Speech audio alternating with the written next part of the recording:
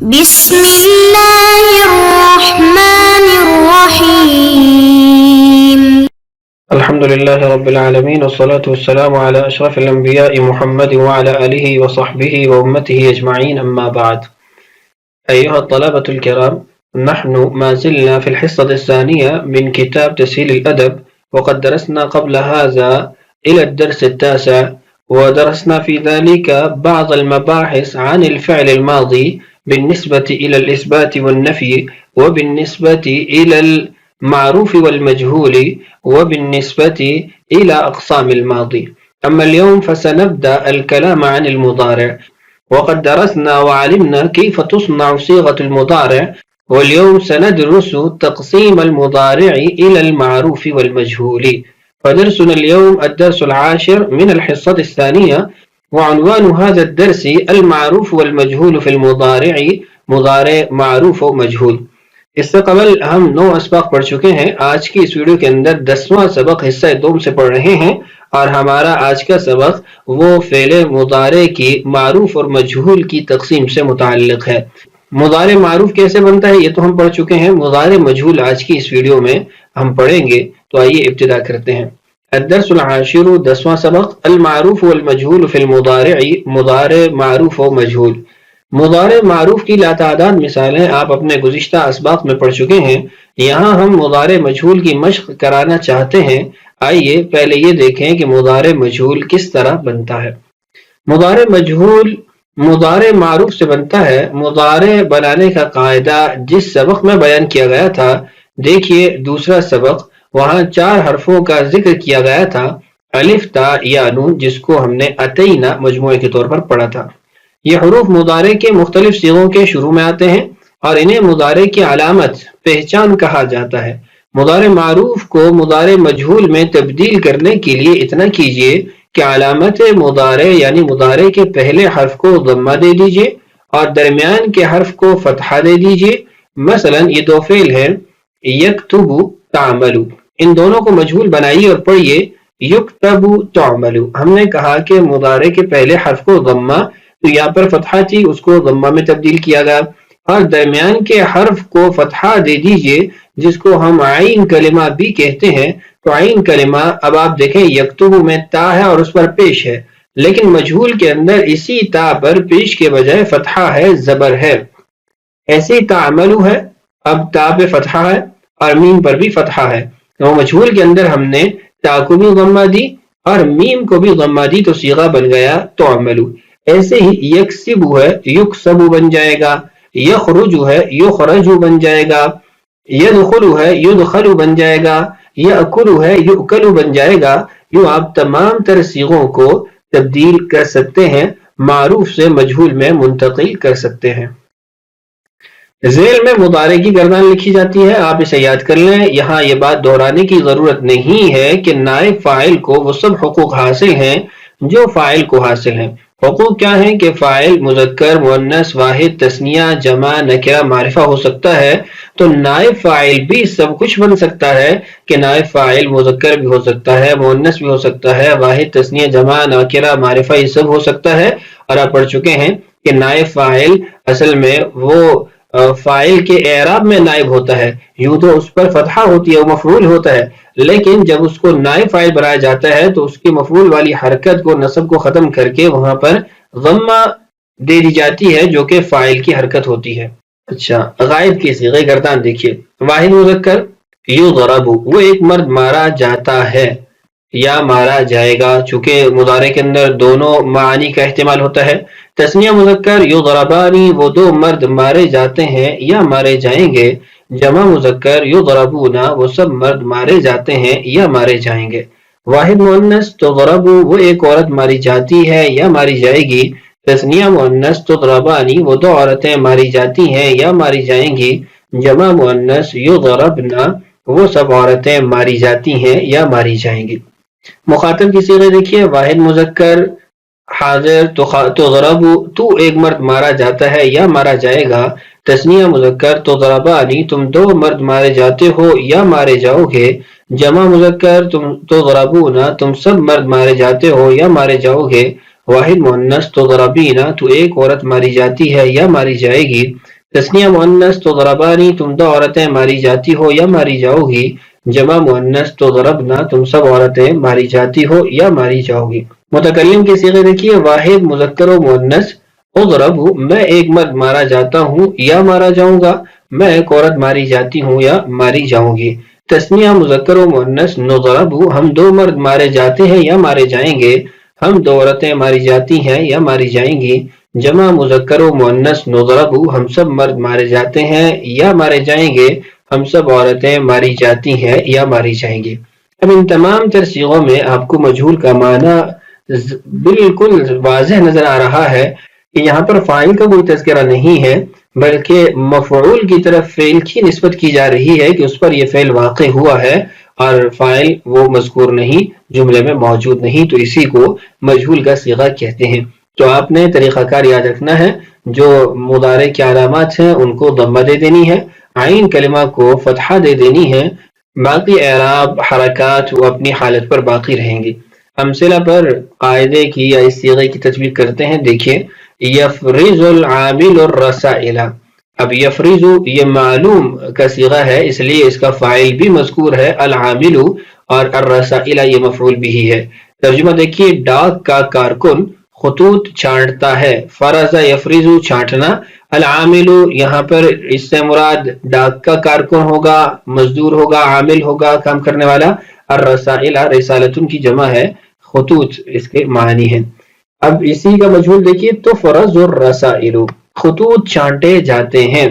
اب العامل یہاں پر مذکور نہیں ہے، اور اوپر والے جملے میں دیکھیں الرسائل اس پر فتحہ ہے اور نیچے الرسائل پر ضمہ ہے، اس لیے کہ الرسائل نے العامل کی جگہ لی ہے، تو اس لیے اس کو اعراب العامل والے دیے گئے، یعنی ضمہ دی گئی، تو یہ نائب فاعل کہلائے گا. یرتب العامل الرسائل، کارکن خطوط کو ترتیب سے رکھ رہا ہے یا رکھے گا. اب اس کا مجہول دیکھیے، ترتب الرسائل جو خطوط ہیں ان کو ترتیب دی جا رہی ہے، خطوط کو ترتیب دی جا رہی ہے. اب ترتب یہ فعل مجہول ہے.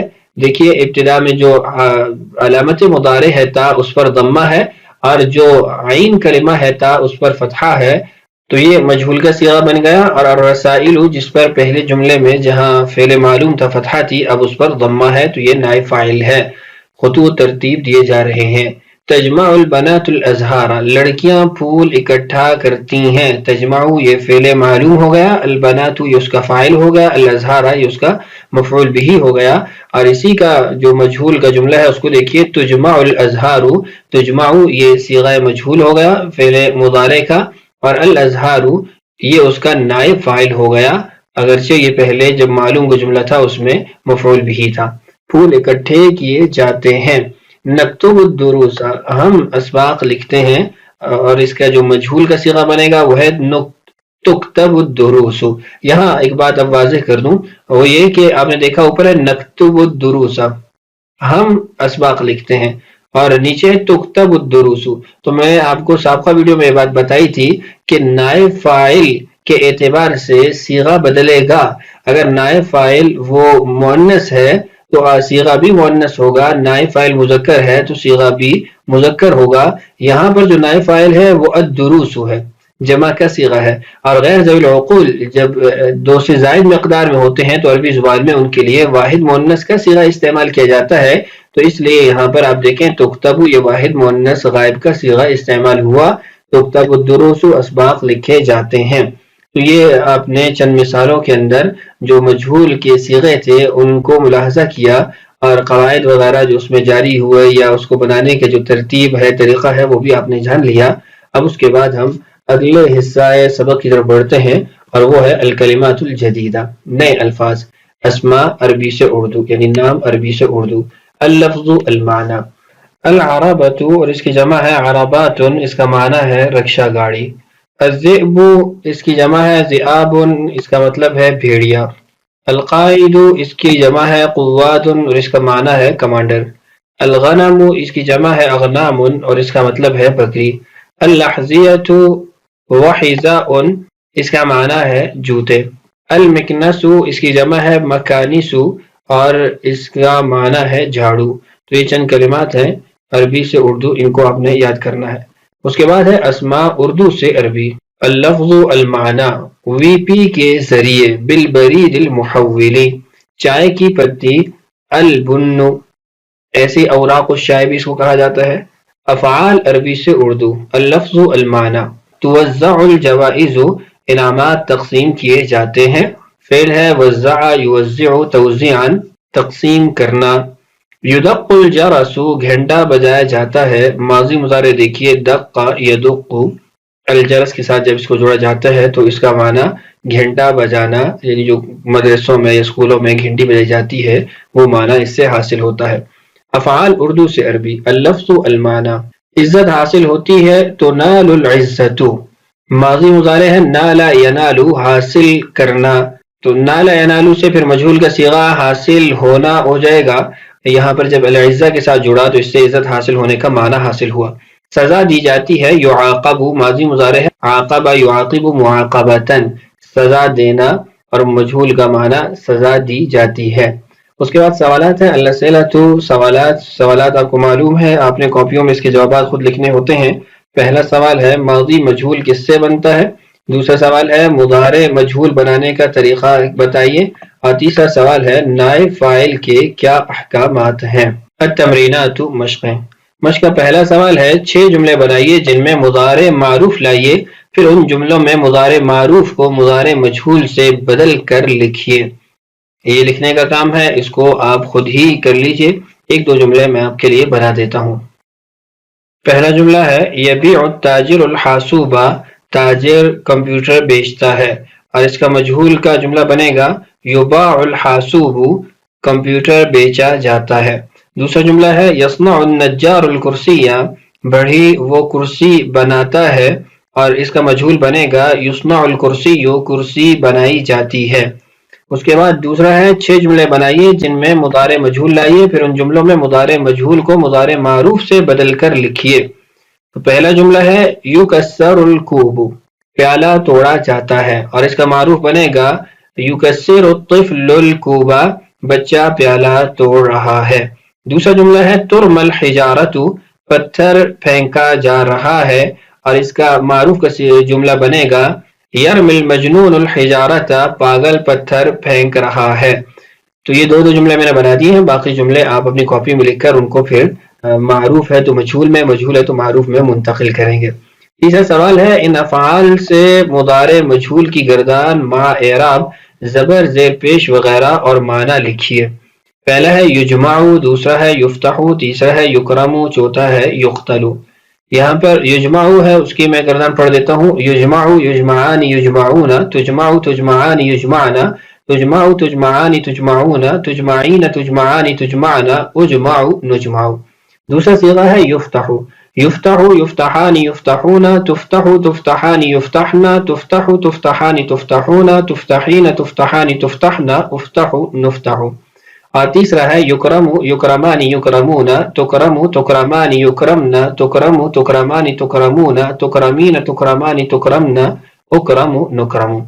تو یہ تینوں کی گردان تو میں نے پڑھ دی ہے. چوتھی کی گردان بھی آپ خود لکھیں گے یاد کریں گے پڑھیں گے اور اس کے ساتھ اپنی کاپیوں میں ان چاروں گردانوں کو مکمل اعراب کے ساتھ لکھیں گے اور ساتھ میں معنی بھی لکھیں گے اور صیغے کی تعین بھی کریں گے. چوتھا سوال ہے صیغے اور معنی بتلائیے. پہلا صیغہ ہے تقطع. تقطع یہ دو صیغے بن سکتے ہیں. ایک واحد مؤنث غائب فعل مضارع مجہول اور دوسرا واحد مذکر حاضر فعل مضارع مجہول اور باب ان کا فتح یفتح ہے یعنی قطع یقطع. دوسرا ہے یقتلانی. یقتلانی تسمیہ مذکر غائب فعل مضارع مجہول باب نصر ینصر ہے قتل یقتل. تیسرا ہے نضرب.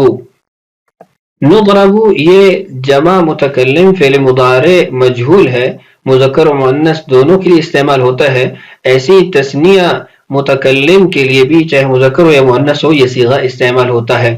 معنی کی جہاں تک بات ہے تو تقطع اس کو کاٹا جاتا ہے یا تمہیں کاٹا جاتا ہے. یقتلانی ان دو کو قتل کیا جاتا ہے. نضرب ہم دو مردوں کو یا ہم دو عورتوں کو یا ہم سب مردوں کو یا ہم سب عورتوں کو مارا جاتا ہے. اور چوتھا صیغہ ہے تجمع. اس کا معنی بھی آپ نے خود معلوم کرنا ہے اور اس کا صیغہ بھی آپ نے خود معلوم کرنا ہے شناخت کرنی ہے. تو آج کی اس ویڈیو میں ہم نے یہاں تک پڑھ لیا. اس سبق کی بقیہ تمرین کو انشاءاللہ آنے والی ویڈیو میں پڑھتے ہیں. اللہ تعالی ہم سب کو عربی زبان سے شغف اور لگن نصیب فرمائے. اللہ تعالی ہم سب کو حامی و ناصر ہو. السلام علیکم ورحمۃ اللہ وبرکاتہ.